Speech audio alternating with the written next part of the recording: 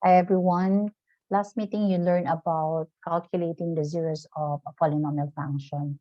So that discussion or that lecture is necessary as we sketch the graph of a polynomial function, including identifying or recognizing some properties of on the graph of a polynomial function, which will be our focus of discussion for today. So let's begin with the first property.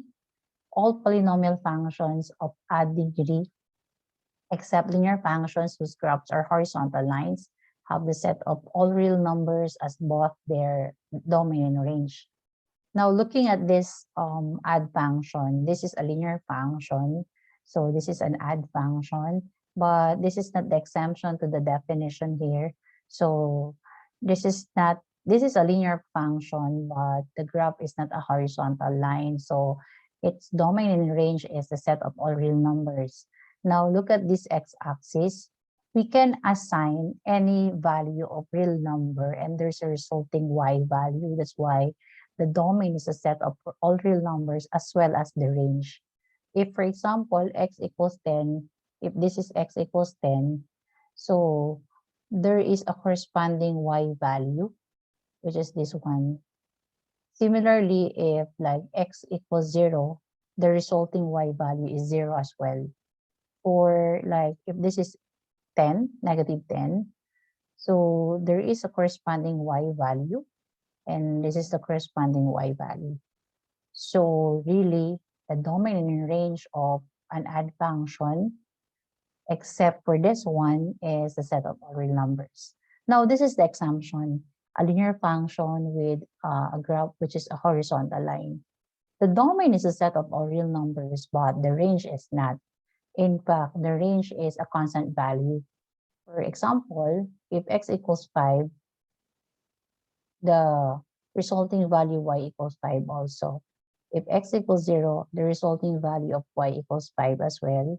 If x equals negative 5, the resulting value is equal to 5 again.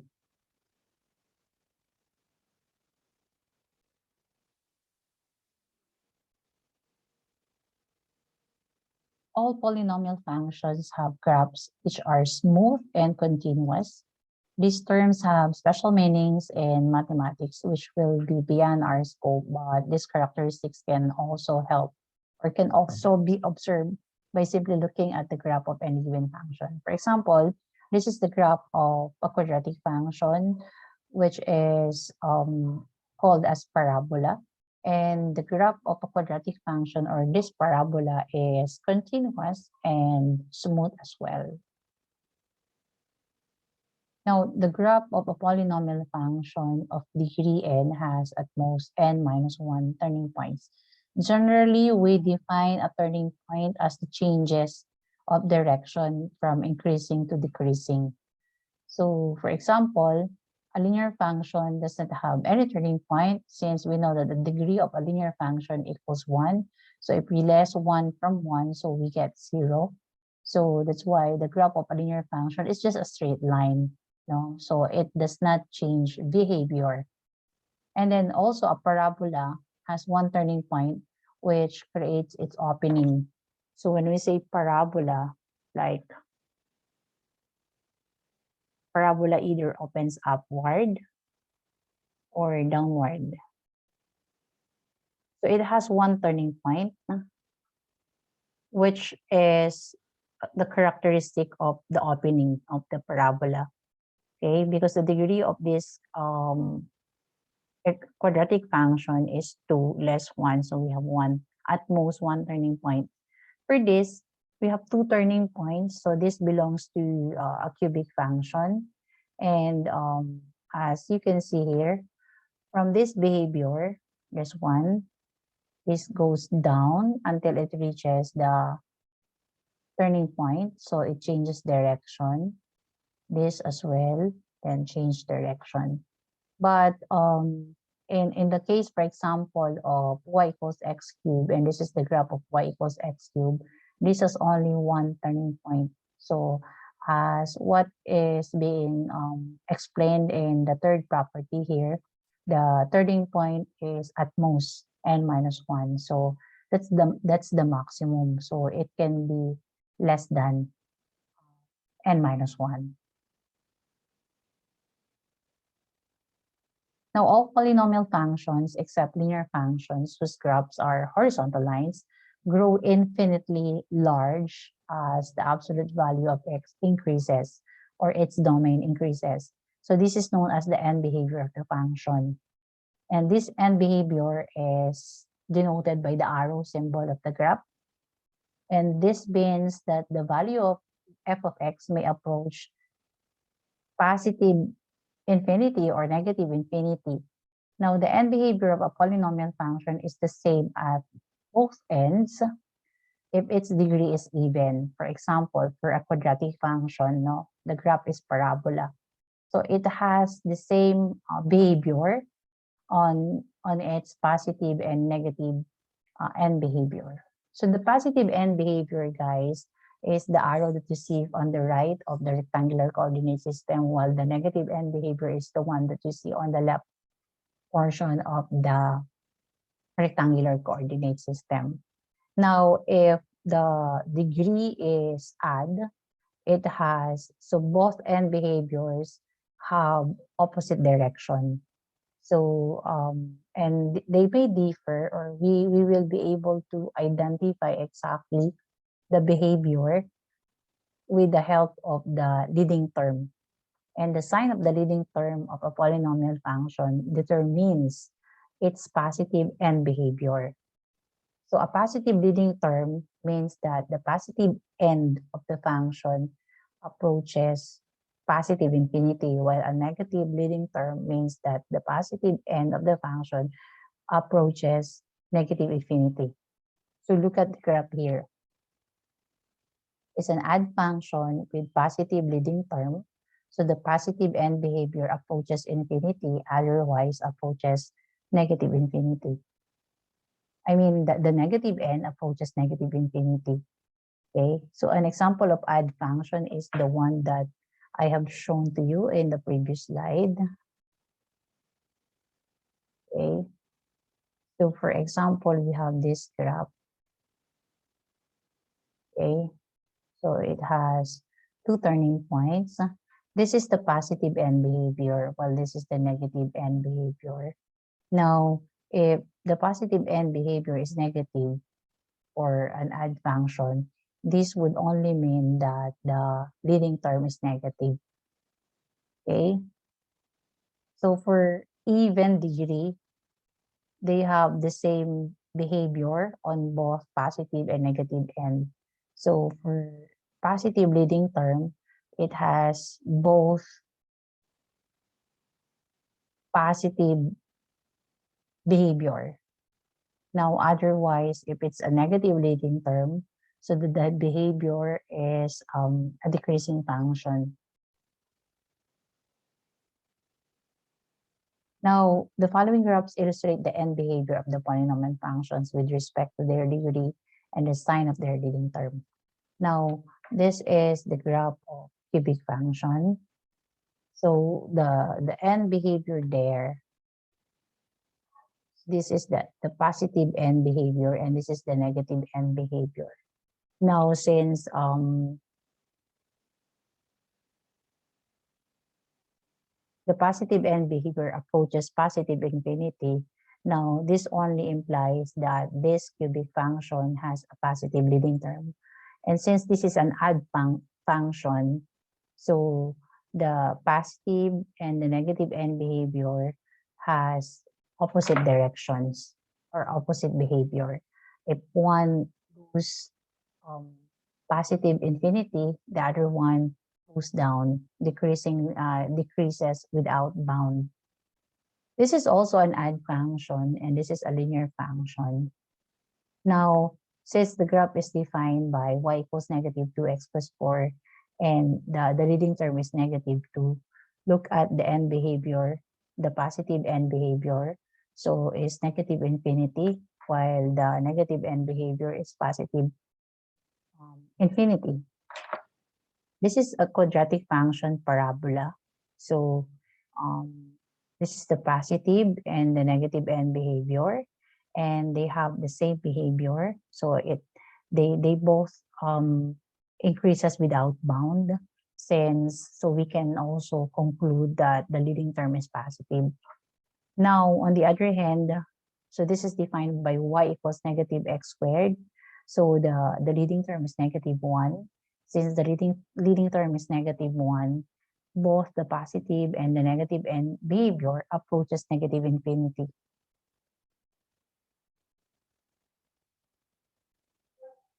Now, the x-intercepts of the graph of a polynomial function correspond to its real zeros. For instance, we have the zeros of the polynomial function p of x equals x squared minus 2x plus 3, or x equals 1 and x equals 3. So look at x equals 1 and x equals 3. So it's here.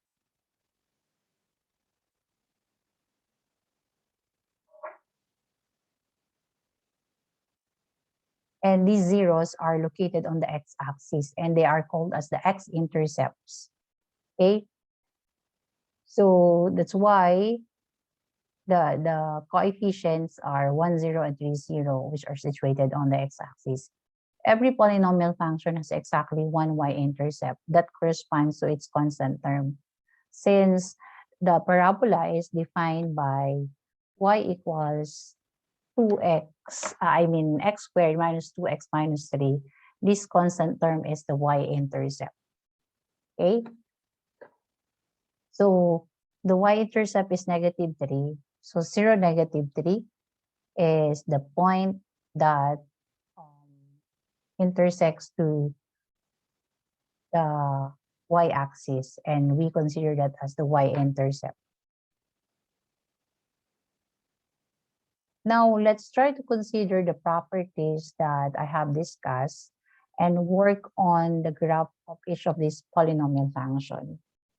So if we're going to, the first thing that we can do is to identify the zeros of this polynomial function. And if the zeros of this polynomial function equals -1, -2, and -3,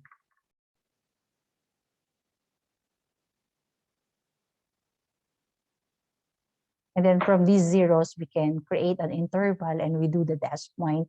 So from the left of -1, we will consider negative infinity to -1, and then another interval, -1 to -2, and then -2 to 3, and then lastly, we have 3 to positive infinity. So meaning, we're going to divide this by 4 intervals. That is our first start to sketch the graph. Maybe we can draw a vertical broken line to represent the interval of the graph. So we have here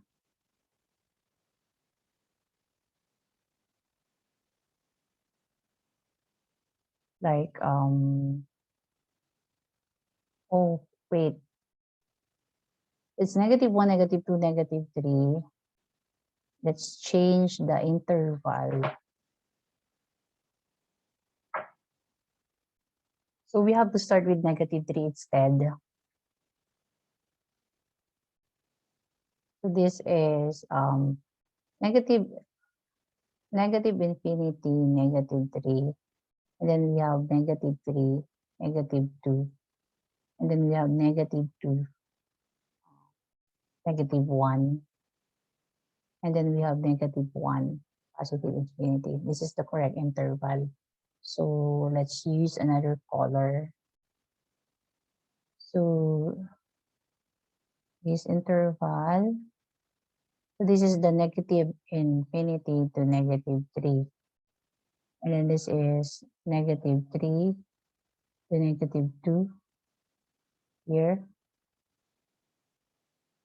And then -2 to 1, and then -1 to positive infinity. And then we will do the test point. We will select a point within this interval. So we're not going to consider the boundary. So instead, for example, we can choose like, we can select -4 here. We can select -2.5. We can select -1.5 here. We can select 0.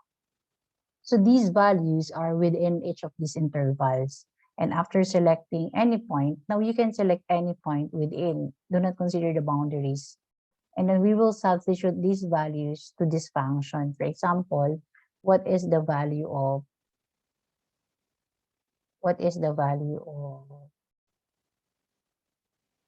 p of -4?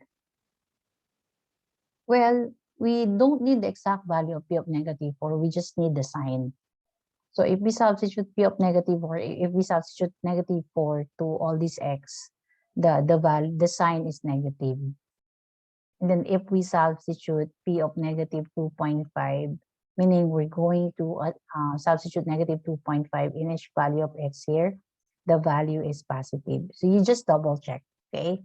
But really, this is negative, positive, and then as we substitute p of -1.5 to the value of x, this will result to a negative value.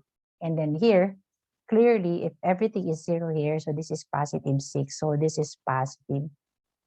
Now, in relation or relative to the behavior of the x-axis, so this is below, the graph is below the x-axis, this is above, this is below, then above. Plotting the zeros, so -3, 0, -2, 0, and then -1, 0. From left to right always is the interval. So this is below this x-axis. So we'll sketch the graph until here. And then this will be above, right? Above, above, and then below, and then above. So that's the graph, approximate graph, okay? So there are here two turning points for this cubic function, and the positive end behavior is positive infinity since the leading term is positive, and since this is an add function, the end behavior goes opposite direction. If this increases without bound, this decreases without bound. Okay.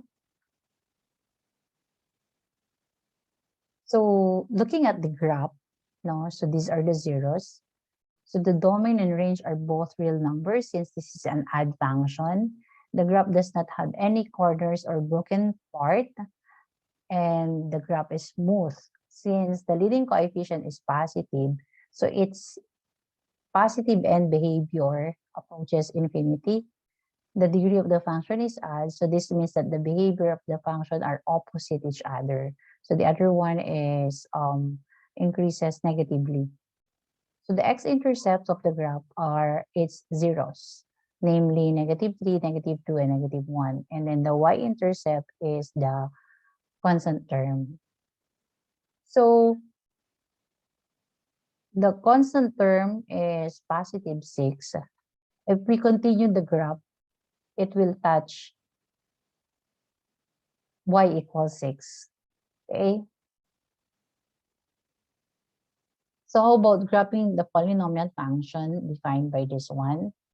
So solving for the x-intercept. So we need to solve for the x-intercept. So if we're going to solve for the x-intercept, maybe we can do factoring, like we divide both terms by -x.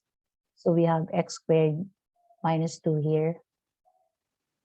And then 1, 0 is equal to 0.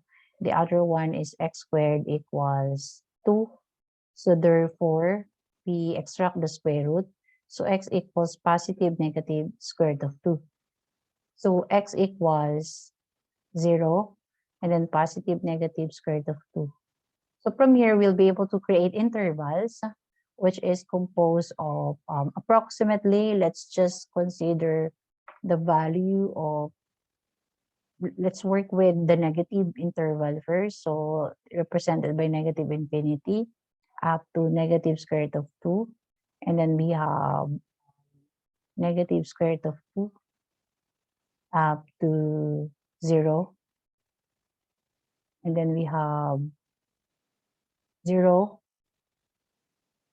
to positive square root of 2. And then positive square root of 2 to positive infinity.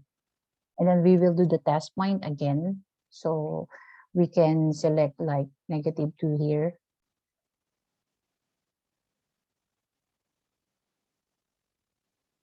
So we can select negative 2 here.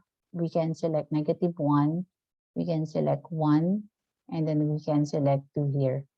And each of these values are within the interval. So never ever again consider the boundaries, since we will come up with zeros, since the boundaries are the zeros of the polynomial function. So we should come up with either a negative or a positive value. Now, if we substitute negative 2 to the equation here, so p of negative 2, for example, we have quantity negative and then negative 2 cubed plus 2 times negative 2. So this will result to a positive value. So this is negative times negative positive. This is 8 minus 4 to be exact. And this is positive 4. So this is positive. Now, p of negative 1 is negative, while p of 1 is positive, and p of 2 is negative also. As regards to the behavior, so this is above the x-axis, while this is below the x-axis, and then this is above, then this is below. So let's identify the interval that we have created. So from negative infinity to negative square root of 2. So maybe we can consider like until this portion. And then 0 here until 0. And then 0 to positive square root of within. So this is negative square root of negative infinity to negative square root of 2. And then this is negative square root of 2 to 0. This is 0 to square root of 2. And then this is square root of 2 to positive infinity. And then we plot the zeros. Okay.